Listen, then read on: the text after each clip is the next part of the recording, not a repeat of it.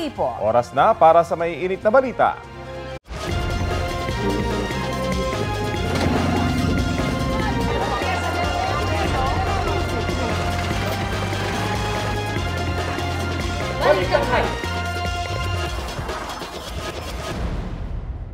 Hulikam na sa Lisi Modus sa Maynila. Natangayan po ng libo-libong pisong halaga ng gadgets at cash ang isang guro habang nagpapa-photocopy sa isang shop. Arestado ang suspect na ipinamigay pa umano ang perang ninakaw. Balita natin ni Jomar Presto. Sa unang tingin, aakalain mong customer din ang lalaking ito sa isang printing shop sa Tondo, Maynila. Pero ang lalaki, magnanakaw pala.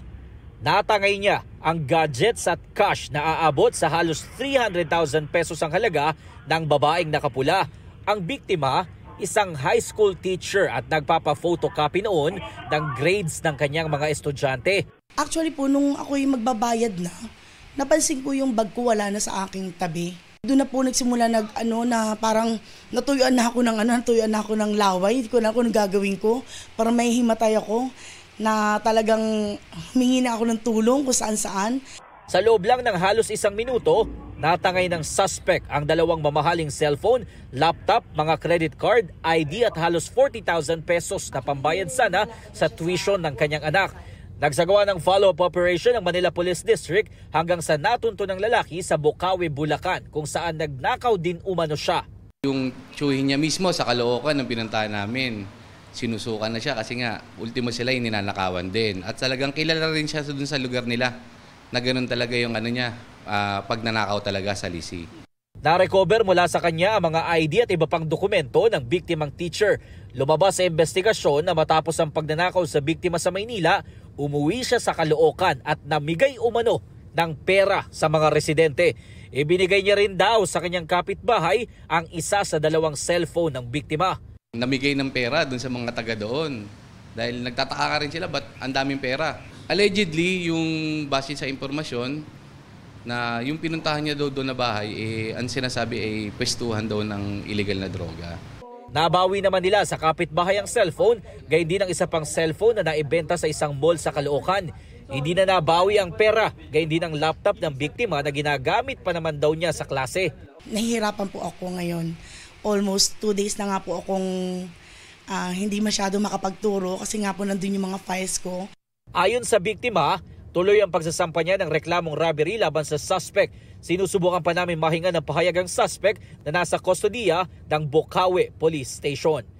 Jomer Apresto nagbabalita para sa GMA Integrated News.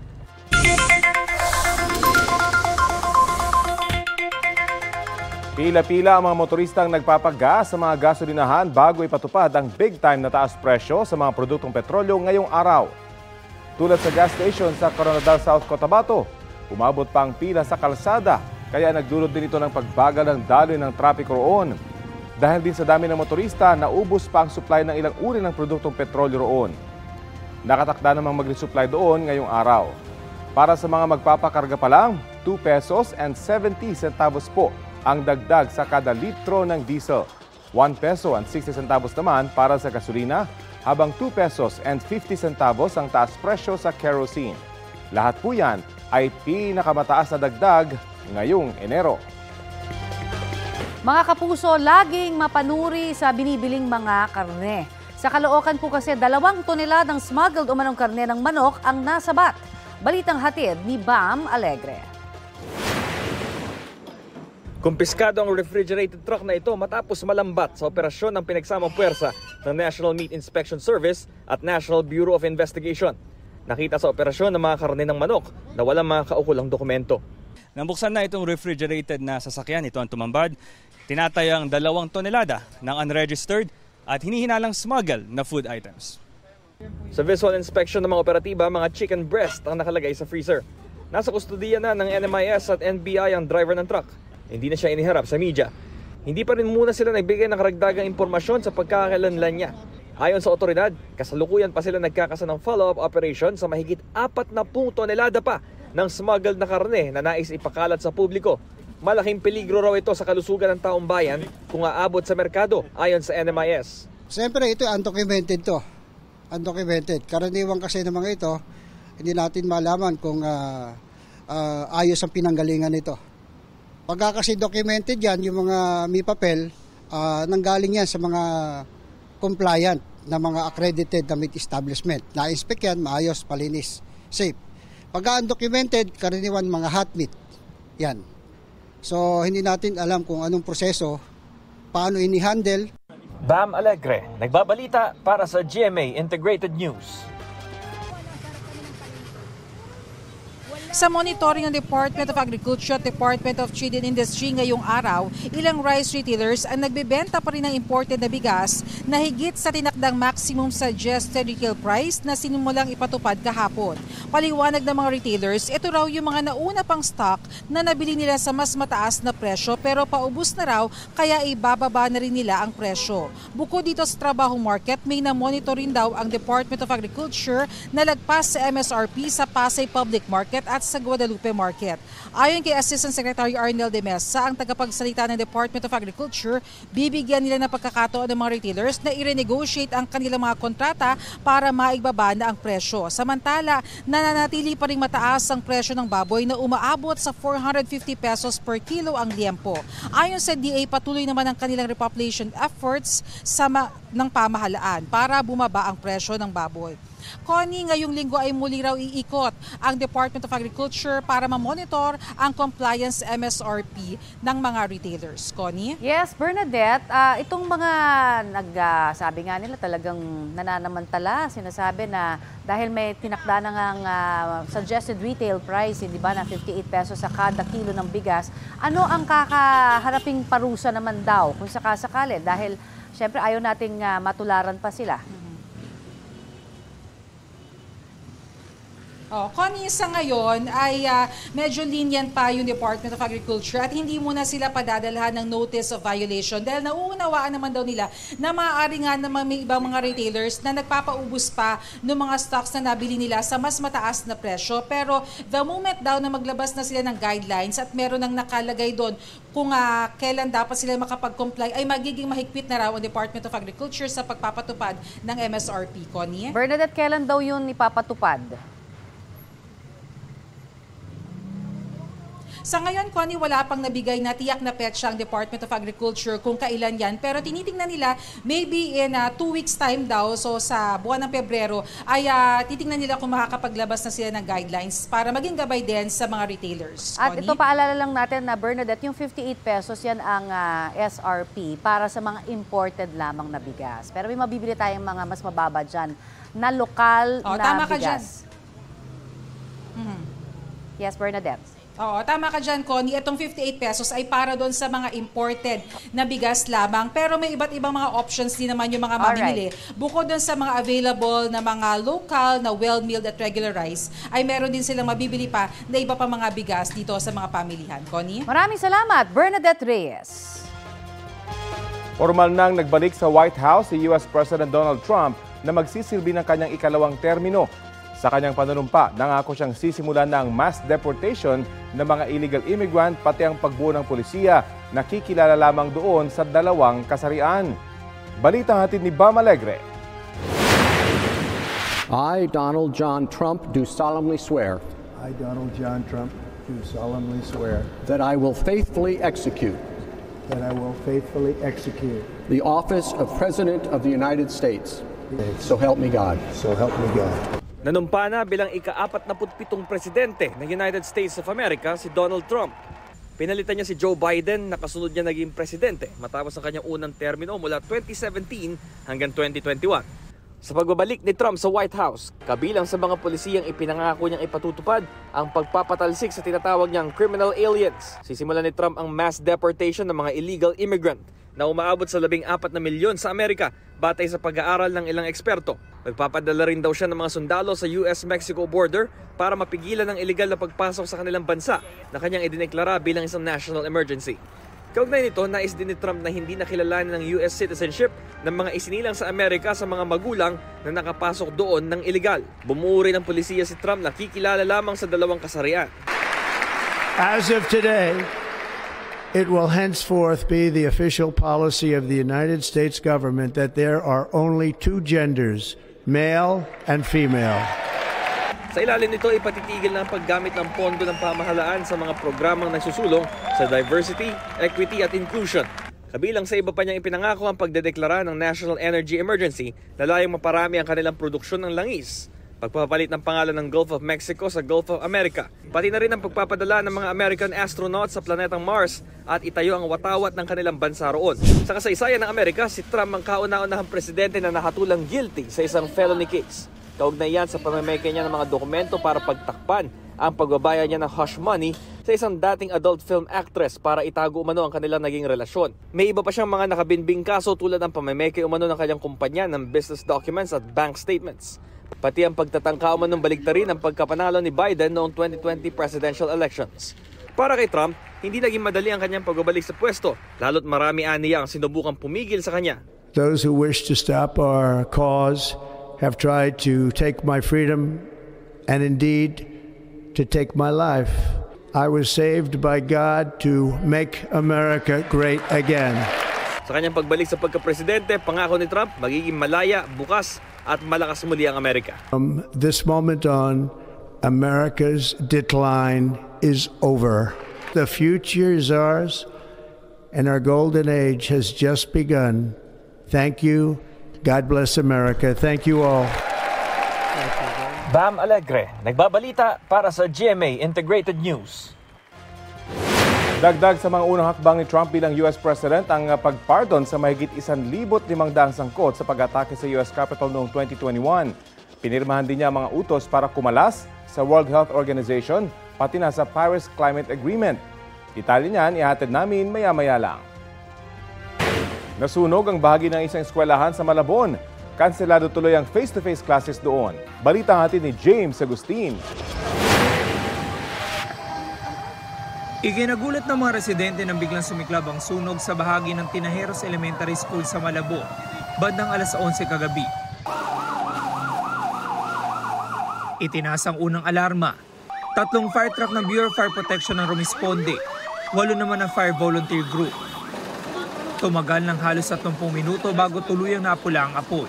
May narinig po akong sumisigaw, then sabi tulong daw. Yung lumabas po ako, nagtawag na po ako dyan sa mga tao para magtawag po ng rescue. Then yun po, yung pinuntahan ko na po, nakita po malaki. Ang security guard ng eskwelahan na si Mark, muntik pang mabagsakan ng kisame ng nasusunog na classroom. Tinulungan siya ng barangay tanod na nakatalaga sa lugar. Nagulat na lang po kami, may bigla po kasi sumabog. Tapos biglang na lang po yung apoy. Sinubukan po namin apulayin po yung apoy, kaso po malaki na po talaga eh. Hindi na po namin naagapan. Sabi ko, patayin muna yung lahat ng mga breaker. Ako lang bahala sa gate para dumating lahat ng mga bomber. Papapasukin natin. Ayon sa BFP, natupok ang 2 classroom, isang storage room at isang comfort room sa ikatlong palapag ng Veterans Building. Inaalam pa nila ang sanhi ng apoy. Under investigation pa siya ng arson natin para at least safe tayo po. Medyo nahirapan dahil pagdating namin, totally burn na yung isang room. Pero nakaya naman namin. Sabi ng BFP, kailangan na muna masuri ang electrical system ng gusali kung saan nangyari ang sunog. Dahil naman sa insidente, kanselado ang face-to-face classes ng mga estudyante ngayong araw sa Tinajeros Elementary School. Modular learning na muna ang ipatutupad. Close muna natin yan dahil papacheck pa natin yung electrical system nila kung ano yung naapektuhan po. James Agustin, nagbabalita para sa GMA Integrated News. Ito ang GMA Regional TV News. Balita mula sa GMA Regional TV, isa pong stock room ng simbahan ang nasunog sa Dagupan, Pangasinan. Cecil, gaano katagal inabot yung sunog? Connie, halos 1 oras ang tinagal ng sunog sa stockroom na yan sa Dagupan, Pangasinan. Yan at iba pang may init na balita, hatid ni CJ Turida ng GMA Regional TV. Ikinagulat ng ilang residente sa Barangay 4 sa Dagupan, Pangasinan nang makita ang usok na iyan nitong linggo. Maya-maya, maririnig na rin ang pagdating ng mga bumbero mula ang usok sa nasusunog na stockroom ng isang simbahan doon na nasa ikalawang palapag ng isang gusali. Tumagal ang sunog ng halos 1 oras bago ideklara ang fire out. Walang nasaktan sa insidente. Inaalam pa ang sanhi ng apoy. Sa paunang investigasyon ng mga otoridad, tinatayang nasa 800,000 pesos ang halaga ng danyo sa sunog. Huli naman sa bayan ng Mangaldan ang dalawang lalaking nagnakaw umano ng air conditioning unit sa isang simbahan noong nakaraang linggo. Mismo ang pastor ng simbahan ang nakakita sa mga sospek na napag-alamang magkapatid. Ayon sa pastor ng simbahan, nakarinig siya ng kaluskos nang biglang bumagsak ang takip ng aircon. Dali-dali raw siyang lumabas para hulihin ang mga sospek. Nasa kustodiya na sila ng pulisya. Depensa ng mga sospek na pagbintangan lamang daw sila. Nahawakan lang daw nila ang aircon sa sobrang kalasingan kaya nahulog. Nahaharap sila sa kaukulang reklamo. Sa Angono, Rizal, halos 3 milyong pisong halaga ng hinihinalang droga ang nakuha mula sa 5 tao sa operasyon ng pulisya nitong linggo. Nakuha mula sa kanila ang 11 sachet ng umano'y shabu, cash at ilan pang drug paraphernalia. Nahaharap sila sa karampatang reklamo. Wala silang pahayag.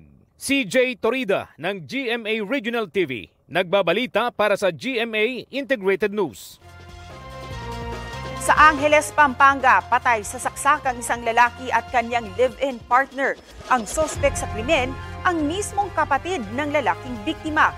Ayon sa pulisya, nagtalo ang magkapatid hanggang mauwi sa pananaksak. Hindi pa alam ang dahilan ng alitan nila. Walang pahayag ang sospek na nasa kustodiya ng mga otoridad. Desidido siyang sampahan ng reklamo ng kanyang mga kaanak.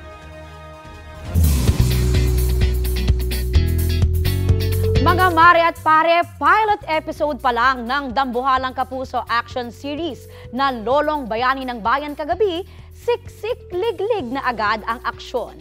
Dahil ang malahapi ending na kasal ni na Lolong at Elsie, mapapalitan ng pait?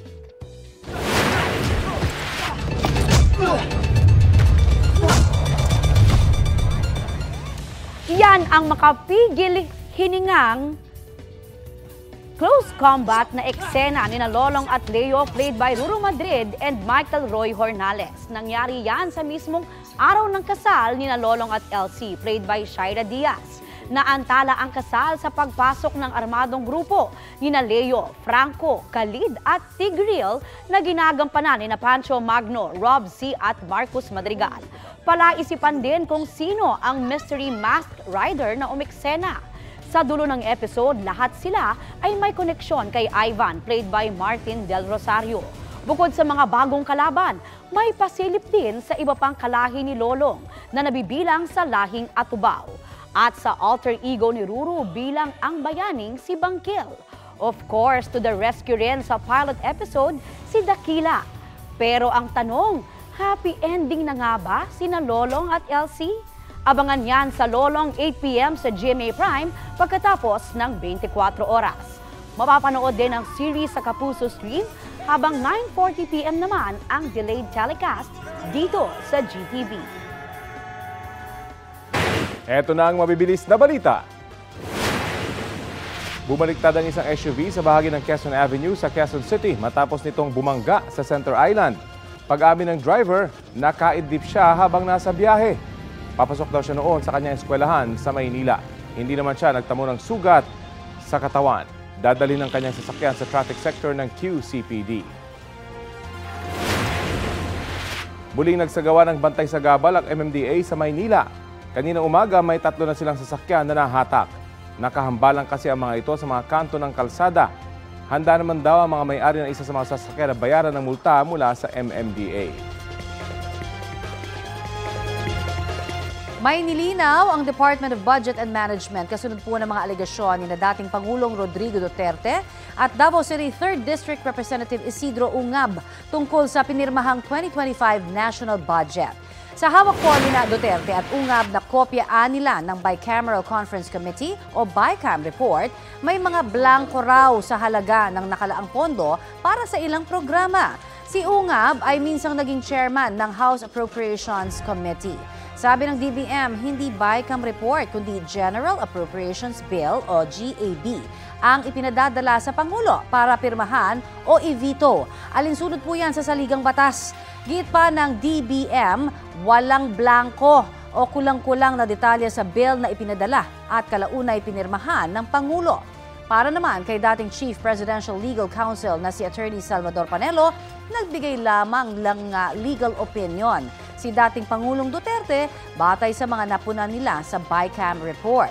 Kung totoo nga ang mga sinabi ni Congressman Ungab na pinirmahan ang GAA kahit may mga butas ito, pwede raw makulong ang mga responsable.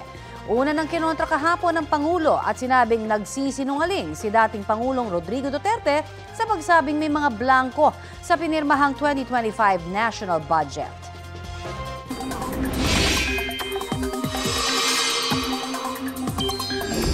Lubog sa tubig ang malawak na bukirin sa Alyacampan, Cagayan. Nagmistulang ilog ang lugar na naging paliguan ng mga alagang itik ng ilang residente. Ang pagkalubog sa tubig ng mga bukiring yan ay epekto ng ilang araw ng ulan dulot ng hanging amihan. Apektado pa rin yan ang Cagayan hanggang ngayon, pati po sa iba pang bahagi ng Luzon ayon sa Pag-asa. Shear line naman ang nakakaapekto sa eastern section ng Visayas. Base sa rainfall forecast ng Metro Weather, uulanin ang ilang panig ng northern at southern Luzon, Aurora, Visayas at Mindanao sa mga susunod na oras. Posible ang heavy to intense rain sa ilang lugar, kaya maging alerto po mula sa baha o landslide. Mababa naman ang tsansa ng ulan dito sa Metro Manila. Posible raw bumagsak sa Rosal Reef at Puerto Princesa, Palawan ang debris mula sa inaasang rocket launch ng China. Magpapatupad ng no sail at no fishing policy sa mga naturang lugar mula January 25 hanggang 27. Tuwing 5 p.m. hanggang 9 p.m. po yan. Tinukoy ng Bureau of Fisheries and Aquatic Resources Mimaropa at Philippine Space Agency bilang possible drop zones ang humigit kumulang 106 nautical miles mula sa Rosal Reef. 34 nautical miles naman mula sa Puerto Princesa, Palawan. At 39 nautical miles mula sa Haji Muhtamad, Basilan. Pagubanta ng BIFAR, posibleng makasira ng anumang sasakyang pandagat ang babagsak na debris. Kung lumutang at ano rin daw ang mga ito sa baybayin, huwag lalapitan at ipagbigay alam sa mga otoridad. Niyanig ng magnitude 6 na lindol ang Southern Taiwan kaninang madaling araw. Nakunan pa sa CCTV ang paghulog ng mga gamit sa isang pamilihan dahil sa lakas ng lindol kaninang 12:17 a.m. Ayon sa United States Geological Survey, naitala ang epicenter ng lindol 12 kilometers north ng Yujing District sa Tainan City. Hindi pa tukoy ang kabuang pinsalang idinulot nito at kung ilan ang nasaktan. Pero ilang residente ang kinailangang i-rescue matapos matrap sa loob ng bahay o gusali. Marami ang panandaliang pinilikas mula sa mga gusali kabilang ang isang OFW sa Taiwan na si Marshi. Kwento niya sa panayam ng unang balita, nasa pinagtatrabuhan siyang pabrika nang mangyari ang lindol. Nasa 300 Pinoy rin daw ang nagtatrabaho roon. Nang lumabas sila ng gusali, may mga nakahanda ng ambulansya para sa mga kakailanganan ng atensyong medikal. Nakabalik din naman daw sila sa pabrika kalaunan. Nung paglindol po sir, lahat po kami ay lumabas po kami ng aming pabrika po. Nung that time talaga na naglindol sir, grabe, super lakas po. Dito po kasi tumama talaga mismo dito po sa Tainan po, yung lindol po talaga. Update sa nag-viral na insidente po sa harap ng isang mall sa Mandaluyong. Humingi ng paumanhin ang security guard na nagtaboy sa Sampaguita vendor. Sa pagharap ng lalaki sa pulisya kasama ang ilang opisyal ng kanyang security agency, inamin niyang nangyari ang pagtaboy dahil napuno na siya sa babae. Paglilinaw naman ng agency, hindi tinanggal sa trabaho ang gwardya. Naka-off detail lamang daw o pansamantalang hindi pinapapasok habang gumugulong ang kanilang investigasyon. Sabi pa ng security agency, magdadagdag sila ng mga programa at training para sa kanilang mga empleyado para hindi na maulit ang insidente. Ito ang GMA Regional TV News. Balita mula sa GMA Regional TV, patay ang isang lalaking senior citizen sa Misamis Oriental matapos hampasin ng tubo. Sarah, tukoy na ba yung suspect? Rafi, mismong kapitbahay ng biktima ang sospek sa krimen. Sumuko naman siya sa mga otoridad. Balitang hatid ni Alan Domingo ng GMA Regional TV.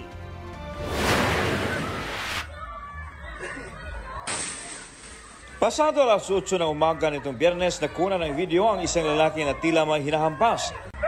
Ayaw! Inaawat na siya ng mga tao sa lugar pero patuloy siya sa pananakit. Lalaking 73 anyos pala ang hinahampas ng lalaki gamit ang tubo. Kini nga suspect, dako man siya kay glawas niya, bataon mo pagod siya, 53 anyos, na ilog niya ang GI pipe nga gidala-dala, gihapak pagid si kuno sa iya ha. So, sa suspect, nakuha niya ang tubo o mao iyang gibunal sa nawong, mao ang hinungdan sa kamatayon sa kuana. Sumuko kalaunan ang suspect na napag-alamang kapitbahay ng biktima. Di na siya nagbigay ng pahayag. Hindi pa malinaw kung ano ang motibo sa krimen. Sa Lapu-Lapu City, Cebu, 3 ang patay at 1 ang kritikal sa pamamaril. Unang binaril ng suspect ang nakaalitan niyang lalaking kapitbahay. Sunod na binaril ang nakasalubong na babaeng kolektor ng isang lending company. Pangatlong biktima ang isa pang kapitbahay na bumili ng gamot para sa 2 taong gulang na anak na may sakit. Isa pang biktima ang kritikal. Arestado ang suspect na umamin sa krimen. Aminado rin siyang gumagamit ng iligal na droga. Buwa ko ito, pero di kay kuhay, kaya di man kumahaya ng drugs. Kaya di mo sa normal naman ako. Pila man kakuha ni mo na gamit? Di man yung daghan kayo. Pagka matay nila, wadyo ko maluoy. Kaya ang yung mga katulo pasilon sa ang mga panuway. Alan Domingo ng GMA Regional TV, nagbabalita para sa GMA Integrated News. Sa Cagayan de Oro City, sugatan ng isang lalaki matapos pagtadagain ng kanyang kapitbahay gamit ang lagaraw o isang mahabang machete. Ayon sa pulisya, kasama ng biktima ang kanyang mga kaibigan nang bigla raw siyang lapitan ng sospek at pinagtataga. Agad dinala sa paggamutan ng biktima na nagtamo ng malalaking sugat sa ulo at kaliwang braso. Agad na aresto ang sospek sa tulong ng mga residente at barangay tanod. Na-recover din ang ginamit niyang lagaraw. Base sa investigasyon, nakainom noon ang sospek nang tagain niya ang kapitbahay. Umamin din daw ang sospek sa pulisya na meron silang lumang alitan ng biktima. Maharap ang sospek sa reklamong frustrated homicide. Sinisika pa ng GMA Regional TV na makuha ang kanyang pahayag. Mga mare, Gordon Ramsay is in the Philippines. Binisita ng multi-Michelin starred chef ang kanyang restaurant sa bansa. May pakulo rin siya ng mini Master Chef competition kahapon. Kabilang sa nagpaandar sa paggawa ng halo-halo ang Pinoy content creator na si Ninong Rai. Enjoy ang viewers kasama ang kapuso star na si Christian Bautista, pati na sina Chef Elite Manaig at Chef Jose Sarasola. Si Lumpia Queen Abby Marquez na nakachikahan na natin dito sa Balitang Hali.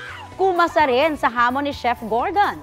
Ang signature dish niyang Beef Wellington, ginawa ng lumpia version. Mukha namang approved yan sa taste buds ng culinary icon.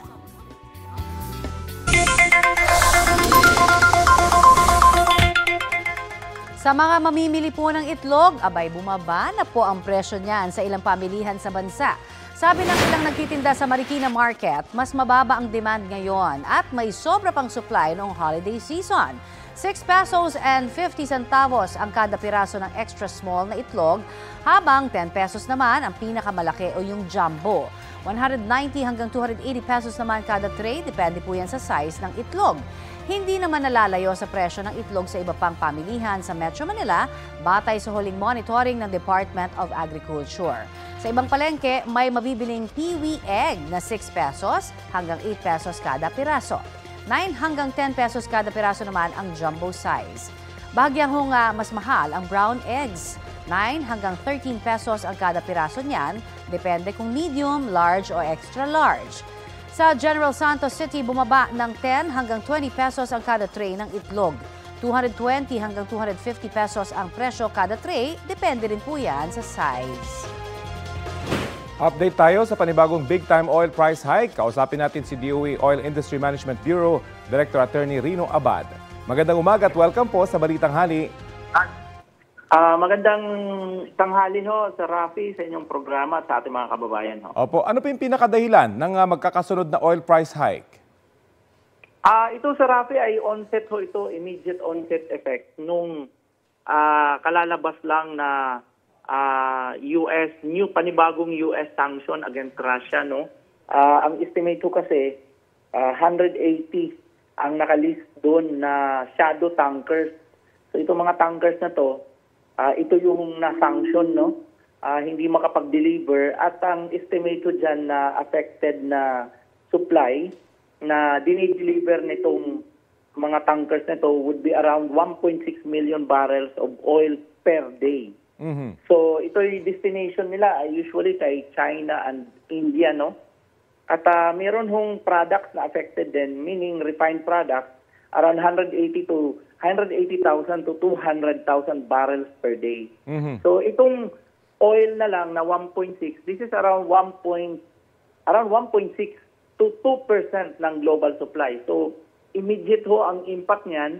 Naglabas na rin ho ng confirmation sa mga report, naglabas ang confirmation ng ang China na in-advise lahat ang mga refinery port sa China na huwag tatanggap ng mga tankers na nakasama dito sa list ng sanction ng US. So in other words, mabigat ho ang effect niyan. Ibig sabihin, kahit China, most likely India susunod yan kasi si China nga sumunod na eh. Mukhang hindi makaka-deliver ang mga tankers na to, affecting immediately yung supply nitong estimated 1.6 million barrels of oil. So in short po, later on, Sir Rafi, makaka-adjust naman ang market niyan, magkakaroon ho yan ng replacement gaya ng OPEC Plus na may delay na ginawa. April 2025 ang target na ibalik yung 2.2 million barrels. But that is still speculative. Hindi pa natin alam kung maibabalik yan earlier or even doon sa April. Kasi 2.2 yun, mukhang kaya niyang i-offset itong estimated na affected supply. So yan ho ang sitwasyon. Kaya on the onset, ito ho ang nangyari sa atin. Tumaas ho ang price. Effectively, 1.6 million nawala sa merkado. Yun ang immediate effect. Ganun po yung sinasabi ninyo. Yun ho ang in the coming days, kung hindi na ho ito makakapaglayag yung mga tankers at effectively reflecting yung hindi pa kalabas ng Russian oil to the global market, definitely magkakaroon ho ng supply tension, no? Shortfall dun sa supply. In fact, yung ating first quarter last year, ang projection ay magkakaroon ng oversupply ng around 800,000 to 1 million barrels. But because of this sanction, naburahol sana yung effect ng oversupply vis-a-vis magandang price sana. Pero dahil biglang linabas itong sanction na to, parang nawala na rin yung maganda sanang outlook sa price. Opo, sa inyong projection hanggang kailan po posibleng magtaas pa yung presyo ng produktong petrolyo? May itataas pa po kaya ito in the coming weeks and months? Yan ho ang tendency until, sabi ko pa nga, makalabas yung replacement volume like yung 2.2 million barrels ng OPEC Plus. At ngayon, recently, nag-announce po si President Trump, kasama na ho yung kanilang sanction na yon, sinundan naman nila na ang US daw magbo-boost ng supply. So kung titingnan nyo, parang pinigilan nila yung Russia, pero may bumabawi naman sila na maglalabas sila ng additional supply, no? So parang pang-replace din. So OPEC Plus itong sinasabi ng US na pang-replace. So effectively parang ini-eliminate nila yung Russian oil, pero magsusupply ang US ng mas malaking volume at hoping na pati din ng OPEC Plus makasupply din. But these are speculative at this point in time, kaya mukhang magkakaroon talaga ng speculation until na magkaroon ho ng talaga ng replacement supply. Yun nga sinasabi po niya, drill. Pero gaano po kaya kabilis na mangyayari ito kapag sila nag-boost na at pinaigting yung kanilang drilling operation? Well, mabilis yung OPEC Plus. Anytime, pwede sila mag-decide. Okay. Monthly naman ang meeting nila. So instead na April, pwedeng agahan nila. But again, Sir Rafi, hindi ho natin talaga masabi yan. Ang US would definitely take time. Hindi ho ganun kabilis. Kasi ang OPEC ho, naka-ready ho ang supply. Pinigilan lang nila. Meaning, nagkaroon lang sila ng production cut. Pero itong US, they have to come up with an additional supply. Hindi ho available yan.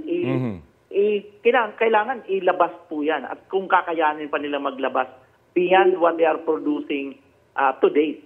So yan mo ang sitwasyon natin. So ang asahan po ng mga consumer in the coming months, magiging volatile yung presyo ng gasolina dito sa atin. Maraming salamat po sa inyo, DOE Oil Industry Management Bureau Director Attorney Rino Abad.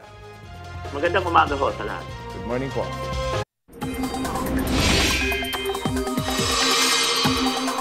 Ngayong amihan season, muling nabalot ng andap of frost ang ilang pananim sa Atok, Benguet. Halos mamuti ang mga dahon ng ilang pananim na gulay. Nasira na nga ang ilan sa mga ito. Para may maisalba pa ho, ang ilang magsasaka natin ay gumagamit na ng water spray para agad matunaw ang yelo sa kanilang mga pananim. Madalas ang andap sa buwan ng Enero hanggang Pebrero o tuwing kasagsagan ng amihan. Gaya po kahapon, muling naitala ngayong araw ang pinakamababang temperatura sa bansa.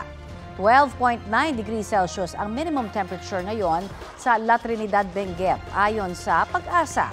14.8 degrees Celsius naman sa Baguio City, habang 23.8 degrees Celsius dito sa Quezon City.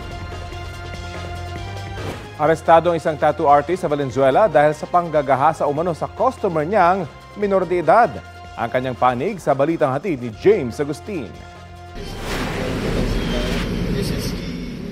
Isinilbi ng pulisya ang warrant of arrest sa 22 anyos sa tattoo artist. Sa barangay Marulas, Valenzuela, inireklamo ang lalaki ng panggagahasa umano sa minor de edad niyang kliyente. Nauna rito ayon sa pulisya, nagtago ang lalaki at nagpalipat-lipat ng lugar sa Quezon City at Valenzuela. The operation is intelligence-driven in cooperation sa victim's family.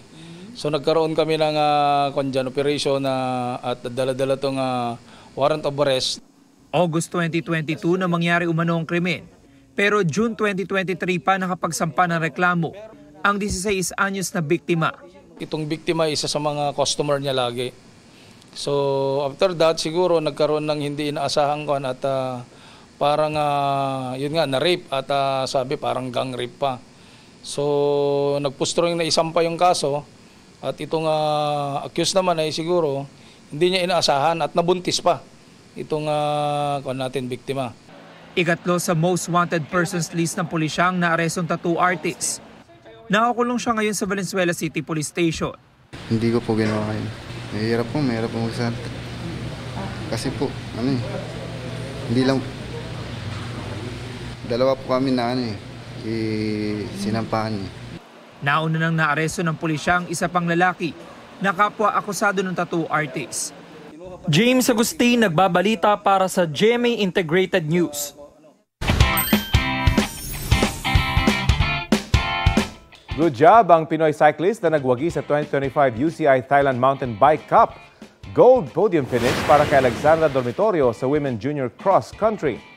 Silver medals naman para kina Adrian Nacario at Thirdy Manaay. Habang bronze medal para kay John Andre Aguha sa kani-kanilang division sa men's category. 5th place naman ang nakuha ni Justin Anastasio.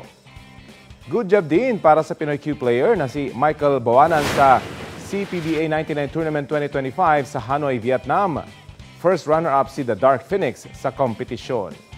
Nag-champion ang Chinese Taipei player na si Ko Ping-ha sa score na 4-13.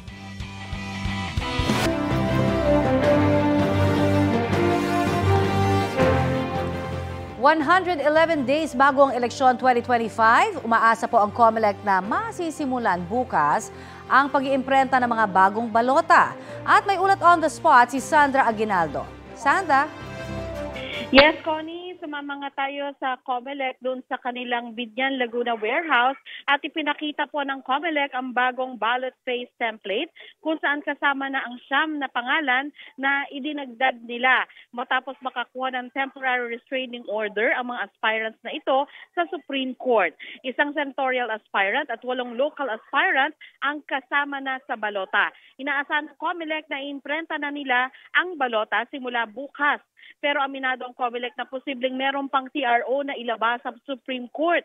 Kung mangyari yan, may additional feature daw ang election management system. Ang ibig sabihin na ito ay pwede namang magdagdag ng pangalan. Pero kailangan muling gumawa ng bagong ballot phase at kung may naimprenta ng balota, ay mababasura muli ang mga balotang ito. Sa kabila nito, ay tiniyak ng COMELEC na kaya nilang maimprenta ang balota sa oras at hindi maaantala ang eleksyon. Sa tulong daw ng 4 na additional printer ng National Printing Office. Posible raw na kaya nilang mag-imprenta ng 1.5 million na balota sa isang araw. Yan muna po ang pinakauling ulat mula dito sa Laguna. Connie? Maraming salamat, Sandra Aguinaldo. Update tayo sa mga bagong pulisiya ni US President Donald Trump. Kabilang dito ang pagbibigay ng pardon sa mahigit 1,500 sangkot sa pag-atake sa US Capitol noong January 6, 2021. Layo ng riot noon na pigilan ng Kongreso na i-certify ang pagkapanalo ni dating US President Joe Biden laban kay Trump noong 2020 presidential elections. Kasama sa mga pinirmahang kautusan ni Trump ang pagpapababa sa sentensya ng ilan sa mga kinasuhan dahil sa insidente. Pinirmahan din ni Trump ang isang executive order na mag-aalis sa kanila bilang miyembro ng World Health Organization. Ayon kay Trump, hindi naasikaso ng maayos ng WHO ang COVID-19 pandemic at iba pang international health crisis. Amerika ang pinakamalaking financial backer ng WHO at dahil sa kautusan, hindi na sila magpupondo sa organisasyon simula sa 2026. Wala pang sagot dito ang WHO. Nag-withdraw din si Trump sa Paris Climate Deal na may layong pigilan ang climate change.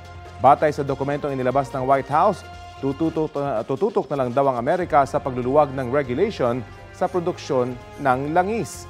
Dati nang tinawag ni Trump na isang hoax o peke lang ang global warming.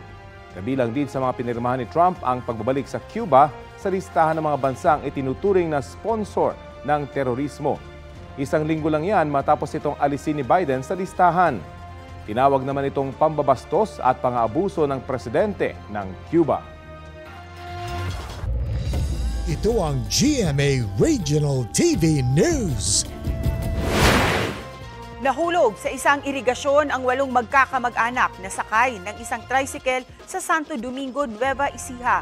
Base sa investigasyon, natanggal ang tornilyo na nagdudugtong sa sidecar at motorsiklo ng tricycle kaya nahulog ang mga biktima. Sinubukan silang i-rescue ng ilang residente pero nasawi kalaunan ang 3 sakay nito na mga menor de edad at ang 34 anyos na driver na kanila ring kaanak.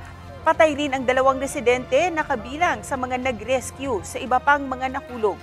Batay sa ilang residente, naging mahirap ang pagsagip sa mga biktima dahil sa lakas ng agos ng tubig at malalim ang irigasyon. Naiuwi naman sa kani-kanilang mga pamilya ang mga labi ng mga nasawi. Natagpo ang patay ang isang babae sa Talisay City sa Negros Occidental. Natagpuan ng pulisya ang bangkay ng biktima sa damuhan sa gilid ng isang kalsada sa Barangay Matabang. Isa sa mga person of interest ang boyfriend ng biktima na kasama raw niya ilang oras bago siya natagpuan patay. May nakuha ng CCTV footage ang pulisya kung saan nakitang magkaangkas ang magkasintahan pero hindi muna isinapubliko. Sabi raw ng lalaki sa mga pulis, nag-away sila ng biktima kaya umuwi siya ng mag-isa. Patuloy ang investigasyon para matukoy kung sino ang pumatay sa babae. Wala na umanong insidente ng pamimirata sa Asia ayon sa Regional Cooperation Agreement on Combating Piracy. Ang ibang detalye sa ulat on the spot ni Oscar Oida. Oscar? Connie, sa press conference ay dinaos ng Regional Cooperation Agreement on Combating Piracy and Armed Robbery Against Ships in Asia o RICAAP. Sinabi ni Executive Director Krishnaswamy Natarajan sa mga nakalipas na panahon, wala na umunong insidente ng piracy sa buong Asian region. Bagamat may ilang insidente daw ng petty theft sa ilang bansa, ito raw ay socio-economic in nature. Nang matanong kung paano na isasagaw ang kooperasyon sa RICAAP, lalo't may mga bansa na may mga magkatunggaling pananaw gaya ng Pilipinas at China. Simple ang naging sagot ng RICAAP. Apolitical daw ang grupo at nakatuon lamang ang kanilang atensyon sa pagsugpo sa piracy at wala ng iba. Sa naturang press conference, natanong din si Philippine Coast Guard Admiral Ronnie Hill Gaban kung sapat na ba raw ang puwersa ng Philippine Coast Guard. Sumagot siya ng hindi, pero buo raw ang commitment ng Pangulo na palakasin ang puwersa ng Philippine Coast Guard at sa katunayan, marami raw silang barkong paparating.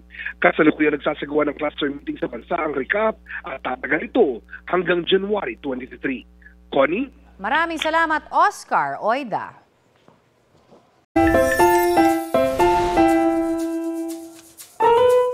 Diba, the best feeling kapag naghihintay na loved ones, diba? Yung pagdating mo pa lang sa bahay, nandoon. Oo nga, nakakawala ng pagod at stress. Paano kapag hindi napansin ang sweet gesture?